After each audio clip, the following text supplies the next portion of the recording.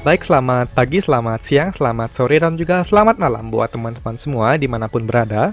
Kami kelompok 3 dari program studi informatika Fakultas Matematika dan Ilmu Pengetahuan Alam Universitas Udayana akan mempresentasikan mengenai final project mata kuliah teori bahasa dan otomata. Anggota kelompok kami terdiri dari 5 orang.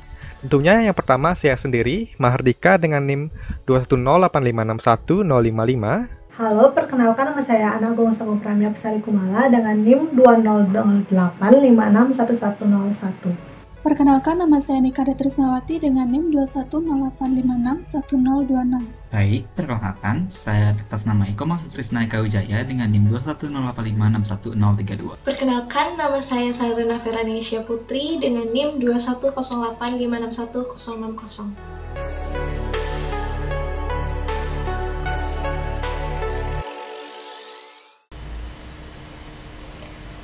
Pada pembahasan video ini meliputi deskripsi umum aplikasi parsing, arsitektur sistem aplikasi, source code dari fungsi-fungsi utama setiap modul, demo sistem aplikasi, dan yang terakhir adalah inovasi aplikasi. Deskripsi umum. Jadi final project dari mata kuliah teori bahasa dan otomata pada semester ganjil tahun 2022-2023 ini adalah membangun sebuah aplikasi parsing bahasa Indonesia dengan menerapkan konsep context-free grammar yang diimplementasikan dengan algoritma CYK tabel filling. Adapun syarat penggunaan algoritma CYK yaitu context-free grammar ini harus diubah dahulu ke dalam bentuk Chomsky normal form, di mana CFG ini harus disederhanakan dengan cara penghilangan produksi epsilon atau himpunan kosong, kemudian penghilangan produksi unit, dan yang terakhir adalah penghilangan produksi useless. Kemudian pada CNF ini terdapat aturan yaitu hasil produksi yang berada di ruas kanan ini harus dalam bentuk satu terminal atau dua non-terminal. Kemudian fitur utama dari aplikasi ini yaitu pengecekan sebuah kalimat bahasa Indonesia apakah sebuah kalimat tersebut valid ataupun tidak valid berdasarkan grammar baku bahasa Indonesia. Baik, di sini saya akan menjelaskan mengenai arsitektur sistem dari program yang telah kami buat. Nah, jadi di arsitektur sistem aplikasi ini, pertama ada folder root yang kami beri nama Indonesian Syntactic Parsing. Nah, di dalamnya terdapat 2 file dan 3 subfolder. Jadi 2 file yang ada di dalam Indonesian Syntactic Parsing ini yakni pertama domain.py, yang kedua ada requirement.txt. Lalu untuk sub folder dari Indonesian Syntactic Parsing ini ada folder controller, folder model, dan folder view. Nah, pertama untuk folder root atau Indonesian Syntactic Parsing ini terdapat di sini penjelasannya. File main.py untuk entry point program. Lanjutkan untuk file requirement.txt, yakni berisi daftar modul yang digunakan untuk membangun program, menyiapkan environment saat program dideploy untuk di hosting. Nah, terakhir untuk penjelasan mengenai folder controller, model, dan view, yakni untuk menampung file-file yang digunakan untuk membangun pattern MVC untuk program. Nah, apa sih MVC itu? MVC adalah singkatan dari model, view, dan controller, yang dimana model untuk database ya, dan view untuk front end, dan controller untuk back end-nya. Nah, dilanjutkan untuk penjelasan mengenai folder controller. Jadi di folder control ini terdapat 2 file dan 1 sub folder. 2 file yang saya maksud, yang pertama ada openfile.py dan kedua ada rawconversion.py. Nah, selanjutnya juga ada subfoldernya bernama CYK algorithm, yang dimana juga di subfolder ini terdapat 2 file juga yang bernama CYK parse.py dan triangular table.py. Nah, untuk penjelasannya di sini file open file py untuk membuka file cnf.txt yang berada di folder model dan di parse. Yang kedua ada rawconversion.py, yakni untuk mengonversi format penulisan CNF menjadi format yang dimengerti mesin. Dilanjutkan untuk subfolder CYK algorithm untuk melakukan algoritma CYK dalam parsing kalimat. Nah, lalu untuk file yang berada pada CYK algorithm yakni adalah CEK parse dan triangular table.py. Yang pertama ada CEK parse.py, yakni sebagai pengatur urutan fungsi-fungsi yang dipanggil dari modul triangular table.py. Nah, dilanjut untuk triangular table.py, yakni adalah modul yang berisi fungsi-fungsi untuk melakukan algoritma CEK dengan metode table filling. Dilanjutkan untuk penjelasan terakhir atau folder model dan folder view. Yang pertama model. Folder model di sini difungsikan sebagai database yang berisi rules CNF yang kami gunakan di program. Nah, dilanjutkan untuk penjelasan folder view. Folder view di sini terdapat table.py dan web.py. File table.py dan web.py yang digunakan ini sebagai modul untuk mengatur tampilan program dalam bentuk website. Nah, seperti menyiapkan judul program, layout kolom, tampilan rules CNF, text field untuk masukkan kalimat yang akan dicek oleh pengguna nantinya, button, filling table, dan animasi-animasi lainnya pada website. Nah, untuk penjelasan hubungan antar modul sendiri, pertama dari main PY akan memanggil folder view untuk menampilkan websitenya. Dilanjutkan dari web.py memanggil controller untuk parsing nantinya. Dilanjutkan dari controller akan memanggil model untuk database yang akan digunakan. Nah, dari sini di controller sendiri terdapat subfolder CEK algorithm, yang dimana CEK algorithm ini nanti akan memanggil untuk table.py. Nah, sekian penjelasan untuk arsitektur sistem aplikasi yang dapat saya jelaskan. Untuk selanjutnya akan saya serahkan kepada Mardika. Untuk kesempatan saya persilakan.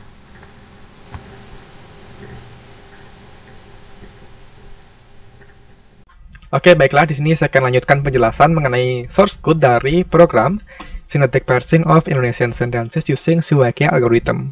Baiklah, kita akan langsung masuk ke source code-nya.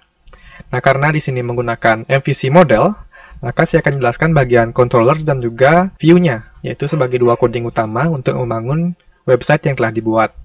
Nah, pertama-tama kita akan masuk dulu ke bagian entry point-nya. Nah, di sini kita akan mengimport yaitu bagian view-nya, tentunya ada web-nya, dan juga kita import sebuah function yaitu run streamlit. Nah, sebagai main function, di sini kita akan panggil run streamlit-nya agar nantinya streamlit dapat ditampilkan sebagai web-nya. Pertama-tama kita akan masuk ke bagian view dulu, yaitu bagian web.py-nya. Nah, tentunya di sini kita akan mengimpor sebuah library, yaitu front-end streamlit, dan juga diimpor beberapa controller, yaitu seperti open file, row to CFG, dan juga tentunya parsing-nya. Nah, di sini terdapat sebuah function, yaitu run streamlit, yang tidak menerima input dari parameter, dan juga nanti output dari sebuah fungsi ini, yaitu tampilan web dengan menggunakan front-end streamlit. Nah, baiklah, pertama-tama terdapat sebuah variable title, yaitu Syntactic Parsing of Indonesian Sentences using CYK algorithm, dan juga terdapat config untuk bagian webnya, di mana di bagian layoutnya dibuat wide, kemudian page title-nya kita ambil dari title yang telah ada di sini, kemudian menu item di bagian about-nya diisikan beberapa informasi, yaitu terdapat di tampilan about-nya, yaitu seperti ini. Tentunya, setelah itu kita akan open filenya, yaitu berada di folder model, di bagian cnf.txt. Nah, di sini kita akan mengambil isi dari rules cnf-nya, dan kemudian kita akan letakkan di row cfg. Nah, selanjutnya, di bagian ini, kita akan konversikan bentuk dari row-nya, yaitu bentuk seperti ini, yang masih dapat dipahami dengan mudah oleh manusia.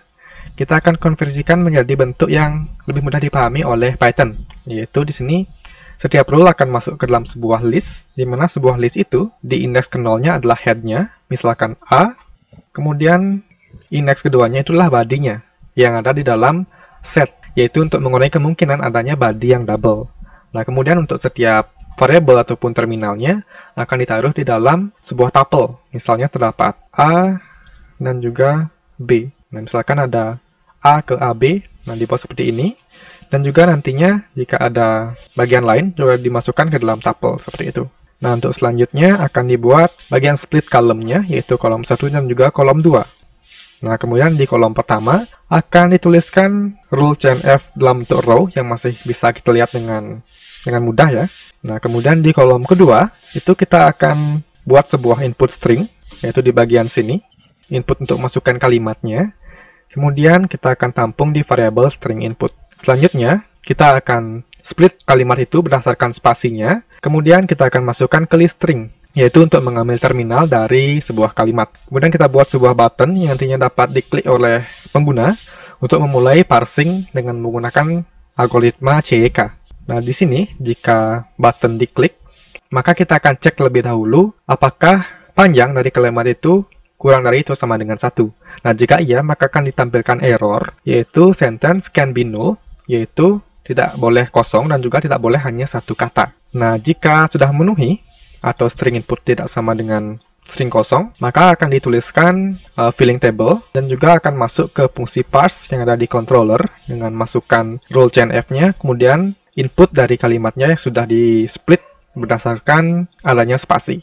Nah, kemudian kita akan lanjutkan ke bagian yang paling penting, yaitu bagian parsingnya. Di mana di sini terdapat sebuah folder yang digunakan untuk menyimpan controller untuk bagian parsingnya, yaitu kita mulai ke CYK parse. Modul ini mengimport library Streamlit yang nantinya dapat digunakan untuk mengubah view-nya dari web yang telah dibuat. Kemudian kita importkan juga controller di bagian triangular table-nya, dan nantinya juga diimport tampilan table untuk mengupdate tampilan view dari Streamlit-nya.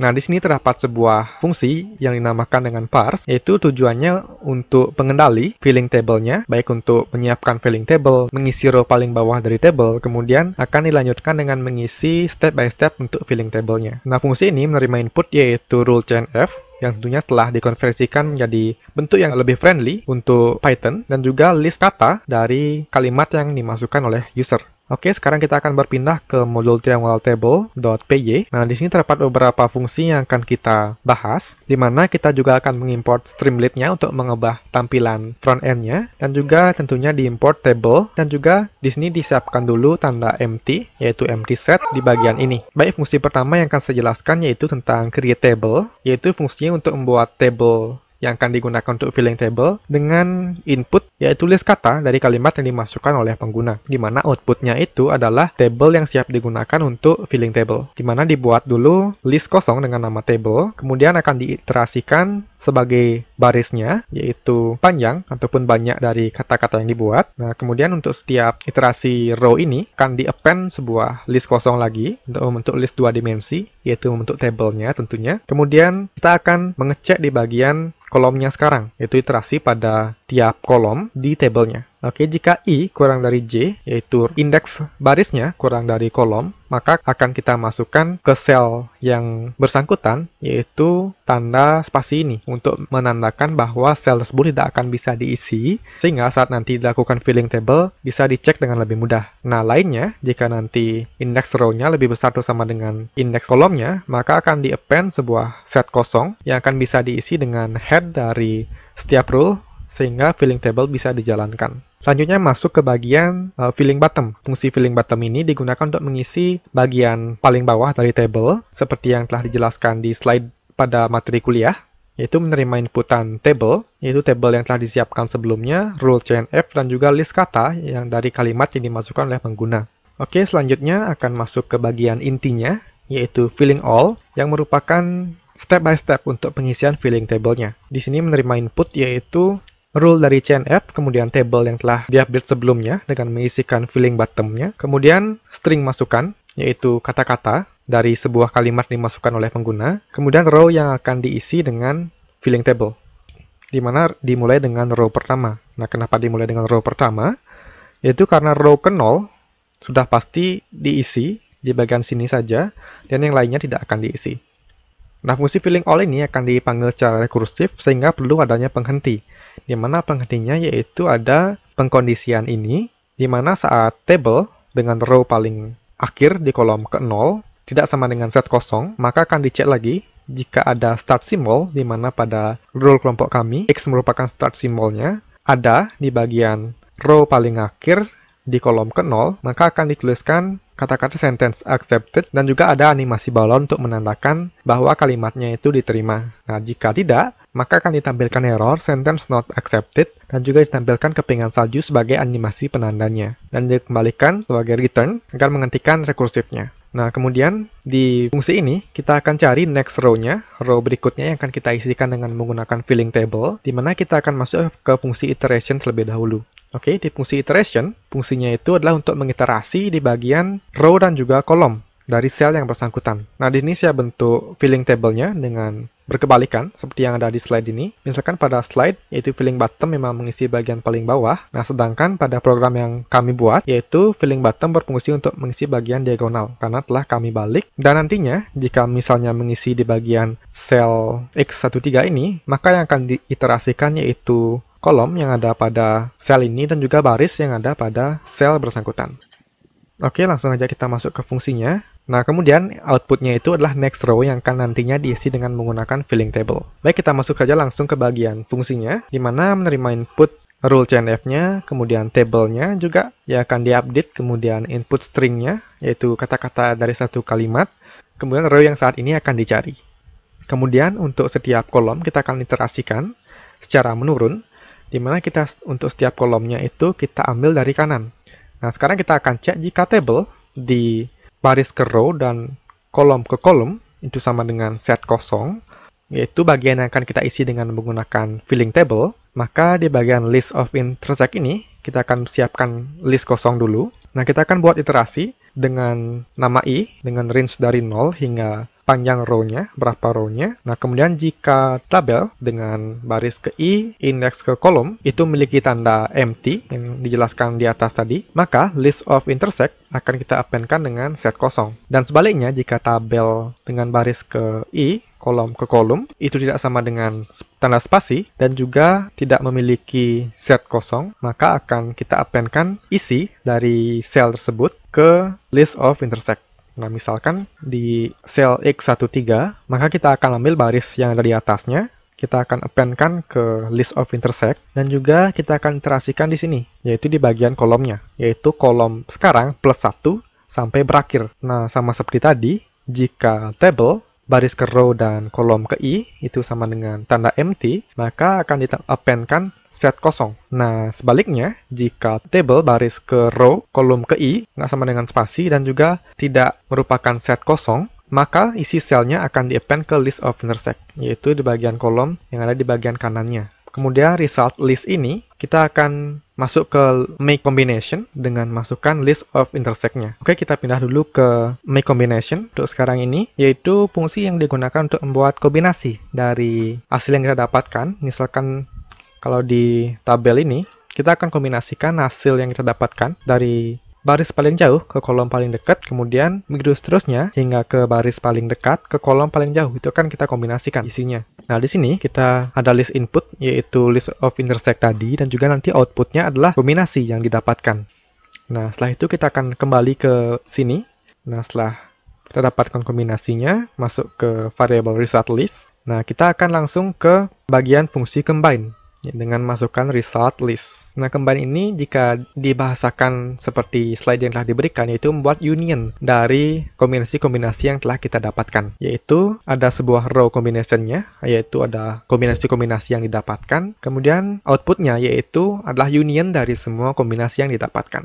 Nah, setelah semua diunionkan, itu akan menuju ke return value-nya, yaitu semua union-nya. Oke, sekarang kita akan balik lagi ke atas. Nah, di sini kita akan tampung return value-nya ke combine result. Nah, selanjutnya kita akan find CNF, yaitu find head yang ada di kombinasi ini, yaitu dengan masukkan combine result-nya dan juga rules CNF. Oke, kita langsung menuju ke fungsi tersebut, yaitu fungsi find CNF. Nah, fungsi ini yaitu untuk mencari head dari sebuah rules yang kombinasinya itu ada. Misalkan ANPVP itu akan kita cari head-nya. Nah, tentunya agar dapat head-nya, kita perlu juga masukkan CNF rules-nya.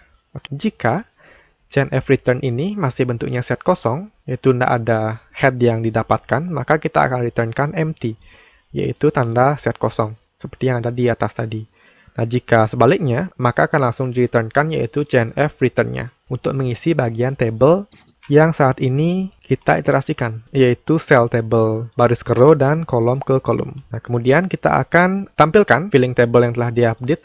Untuk saat ini, kita akan langsung masuk ke row, yaitu row selanjutnya yang akan kita isi, di mana row selanjutnya itu adalah row plus 1, jika row plus 1 itu kurang dari banyaknya row pada table. Nah, jika tidak sesuai, maka langsung balik ke baris nomor 1 untuk mengisi kolom di bagian kirinya. Nah, proses pengisian filling table-nya yaitu pada baris itu dari atas ke bawah dan kolom dari kanan ke kiri. Nah, begitu juga jika telah didapatkan, maka akan langsung di-returnkan row yang akan selanjutnya diisi. Nah, ada kemungkinan juga table di bagian sel ini tidak sama dengan set kosong, maka akan langsung kita carikan next row yang akan kita isi. Sama seperti tadi, mengacu ke baris 125 dan juga 127 sampai mereturnkan row-nya. Nah, kemudian setelah row-nya di-returnkan, akan ditampung di next row, kemudian akan dipanggil filling all lagi secara rekursif dengan masukkan rule CNF-nya, table yang telah diupdate, kemudian string, yaitu kata-kata masukan dari kalimat masukan user, dan nantinya tentunya ada next row yang telah kita update row berapa yang akan kita isi, sehingga akan diisi di step selanjutnya.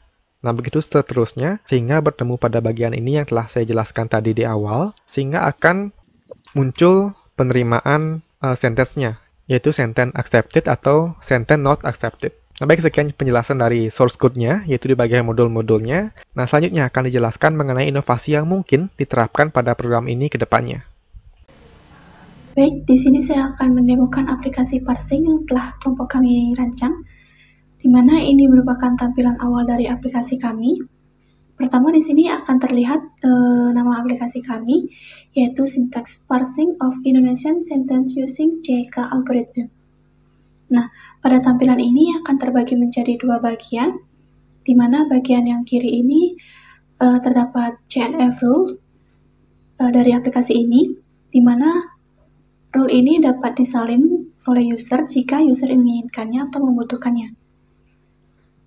Di sisi kanan terdapat tempat untuk user menginputkan kalimat yang akan dicek valid atau tidak valid berdasarkan algoritma JK. Nah, mungkin kita langsung ke pengecekan kalimatnya. Kita coba ambil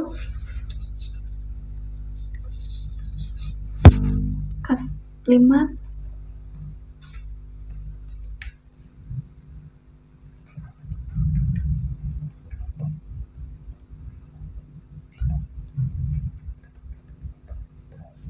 kita coba cek.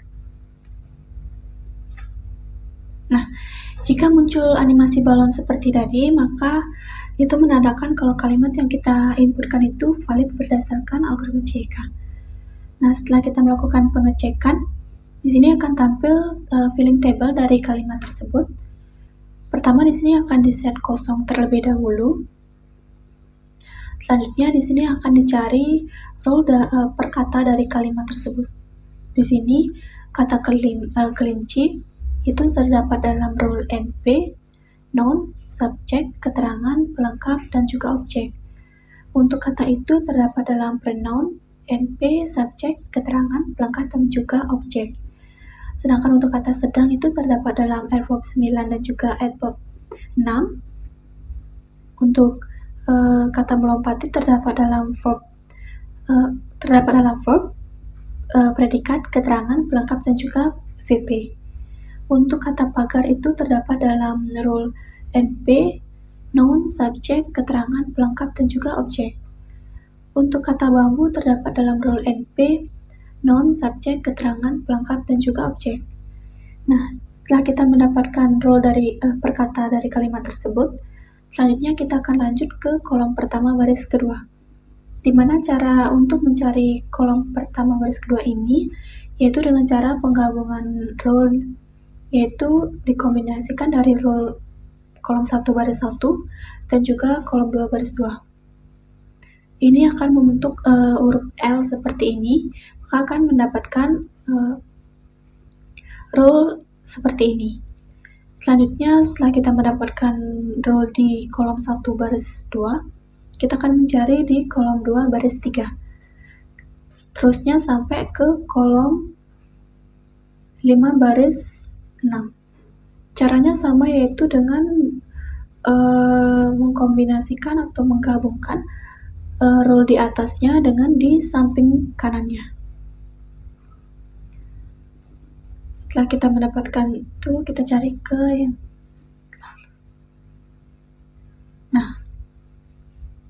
seperti ini hasilnya. Pertama, di sini untuk mencari kolom 1 baris 3, yaitu dengan menambahkan atau menggabungkan row di atasnya dan juga row di sampingnya. Yang di sini digabungkan 2 row di atasnya dan juga 2 row di sampingnya. Maka akan mendapatkan himpunan kosong. Kenapa di sini himpunan kosong? Karena kombinasi dari row di atasnya ini, kedua row ini, dan juga di sampingnya, itu tidak terdapat dalam row CNF dari aplikasi ini. Maka akan diinputkan himpunan kosong. Seterusnya sampai ke baris terakhir. Suatu kalimat bisa dikatakan valid itu jika start simbolnya itu berada pada baris terakhir di tabel filling kalimat tersebut. Di mana di sini start simbolnya itu terdapat NP, noun, dan sebagainya itu. Sedangkan untuk baris terakhirnya ini kan X, KXL. Kenapa bisa dikatakan start simbol? Karena di sini kita telah mendefinisikan untuk aturan X, KL itu ada penjabarannya lagi seperti K, O, S, P, K pelengkap, K keterangan, dan K L, seperti itu. Untuk kalimat ini dikatakan valid berdasarkan kalimat CFG. Kita coba ke kalimat selanjutnya.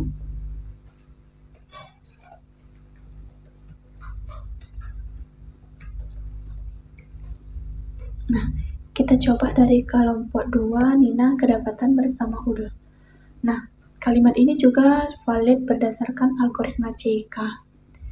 Untuk penjelasan tabel fillingnya itu, pencariannya itu sama, di mana jika kita ingin mencari kolom 1 baris 2 itu, kita menggabungkan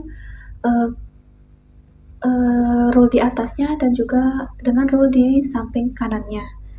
Kita coba ke kalimat selanjutnya dari kelompok 3, Ibu.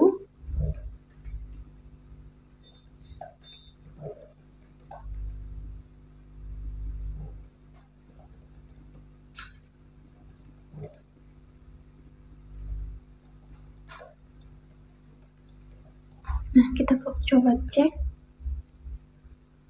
Nah, ini juga merupakan kalimat yang valid berdasarkan algoritma CK. Kita lihat di tabel fillingnya. Nah, ini juga merupakan termasuk ke dalam start simbolnya. Jadi, kalimat ini dikatakan valid. Kita lanjut ke kalimat selanjutnya. Dari kelompok 4 kita ambil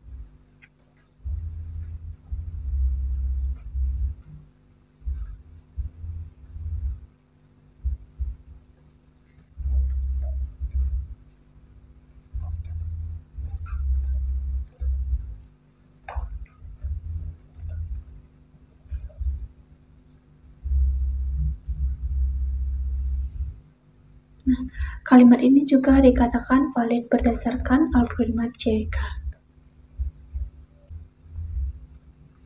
Kita cek kalimat kelima dari kelompok 5, yaitu kita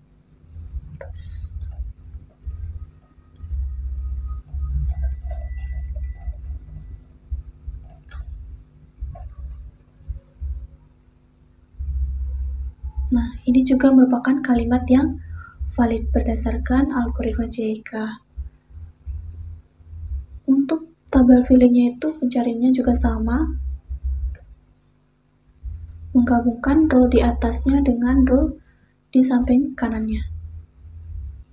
Nah, K dan X ini juga merupakan bagian dari start simbolnya. Nah, tadi kita sudah mengecek suatu kalimat itu valid berdasarkan algoritma CK. Cuma kita melakukan pengecekan terhadap kalimat yang tidak valid.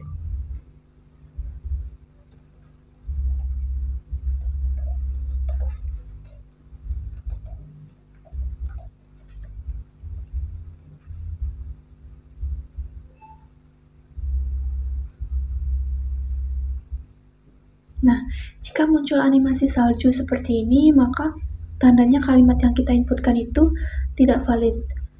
Kenapa kalimat ini bisa tidak valid? Kita lihat ke tabel fillingnya.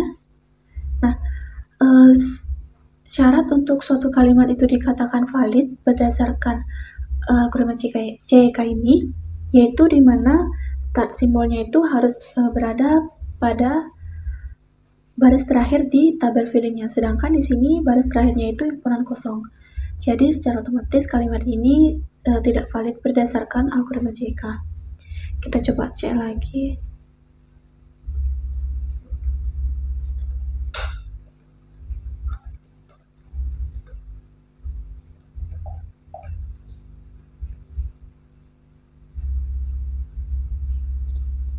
Nah, kalimat ini juga merupakan kalimat yang tidak valid. Kita cek lagi.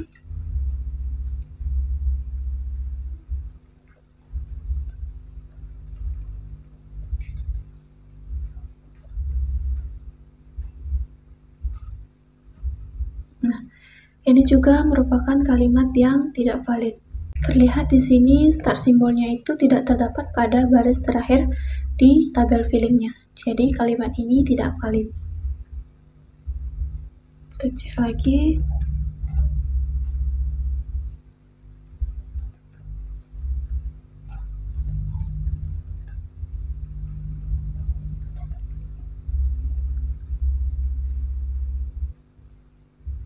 Nah, kalimat ini juga kalimat yang tidak valid. Kita coba lihat ke tabel fillingnya. Nah, himpunan kosong. Berarti start simbolnya itu tidak berada di baris terakhir. Jadi ini juga merupakan kalimat yang tidak valid. Kita coba cek kalimat terakhir. Ayah.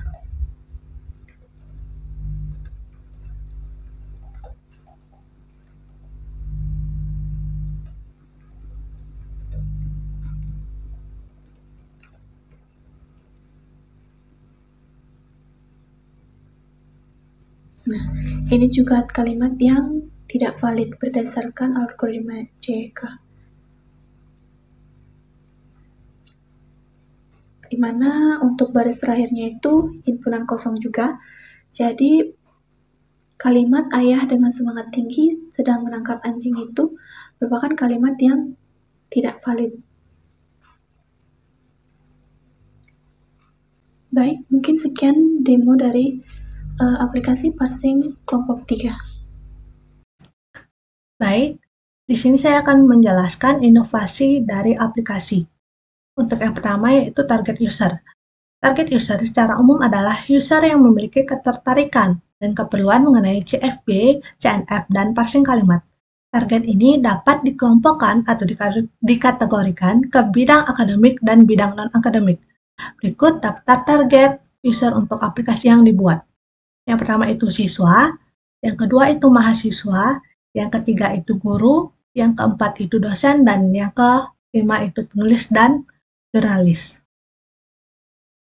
Lalu untuk tujuan spesifik dari target user, berdasarkan daftar target yang sudah dibuat, berikut tujuan spesifik dari masing-masing user yang ditargetkan. Yang pertama itu dari target user siswa. Siswa ditargetkan karena siswa bisa memiliki ketertarikan di bidang bahasa dan memiliki tugas dalam pembuatan kalimat baku. Siswa dapat menggunakan aplikasi ini untuk mengecek kalimat-kalimat baku meskipun tanpa memperhatikan metode pengecekannya karena aplikasi memiliki animasi sebagai penanda untuk mengetahui sebuah kalimat diterima atau tidak. Selanjutnya itu mahasiswa. Target ini mirip dengan target siswa, namun dengan disiplin ilmu yang lebih spesifik.